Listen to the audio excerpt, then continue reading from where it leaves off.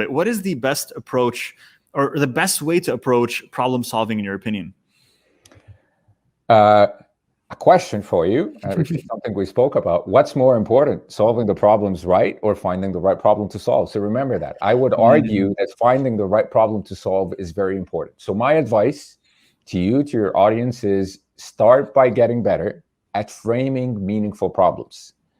And while it might be challenging and you might think, why am I spending so much time on framing a problem? But it's everything. Because if you don't arrive at the right problem, you're going to be led down the wrong path. So a lot of times you will be solving the wrong problem and you'll be thinking, why am I putting so much effort and things are not working? It's because you haven't spent that time on discovery. So that's the first point I would mention. The second point is, when you kind of dive in deeper, well, give us something. I would like to share with you some what I call the golden rules about problem design, about crafting those design challenges. They can be any kind of challenge. And by the way, when I say design challenge, I'm just talking about an opportunity. The word problem in itself sometimes have this, negative connotation to it. But think about it as a challenge in general. And I would say that there's 6 things that make for good challenges as you're kind of framing them and creating those right challenges. Number 1, it has to be human first. Right. If you and to think about it a little bit deeper, it's really about focusing on that human need rather than a functional benefit.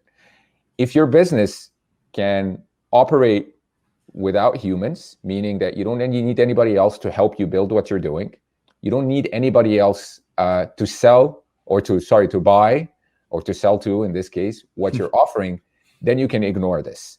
But I would say that the majority of cases, you do need humans around you. So human first becomes critical. The second one is any design challenge that you write for yourself, that you craft for yourself, has to be solution free. A lot of the times we want to convince ourselves that, now we're paying attention to problem discovery and problem design, but we do want to go and build that chatbot, or we do want to create that platform or whatever. So we start, disguising our solutions as a problems, and we say things around, how might I do the thing that I wanted to do? How might I build that chatbot, or how might I build that platform? And that happens all the time. So I can relate to it. So make sure that it's not a problem disguised as a solution, and it's solution free. The third one I would mention is that it has to be scoped right. So think realistically here. While most of us would want to solve for world peace, and it's a good thing to aim for, it might be too broad for you and what the scope that you're trying to do. So the right problem is somewhere on that ladder of abstraction.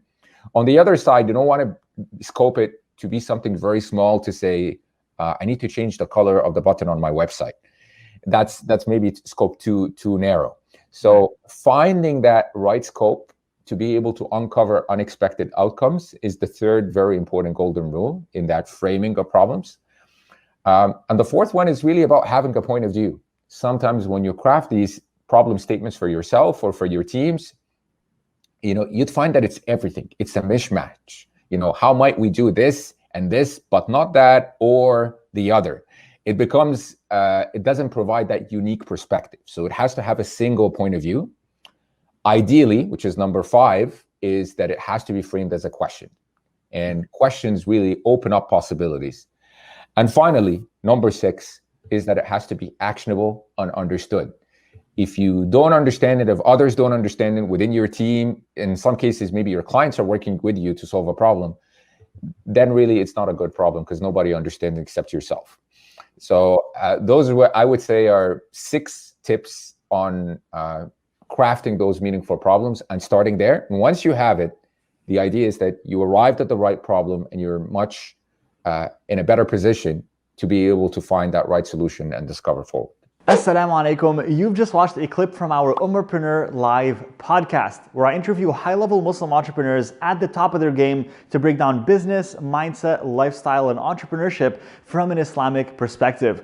If you enjoyed this video, subscribe for more and make sure to check out the full interview that's linked in the description below this video. I'll see you there. Assalamu alaikum.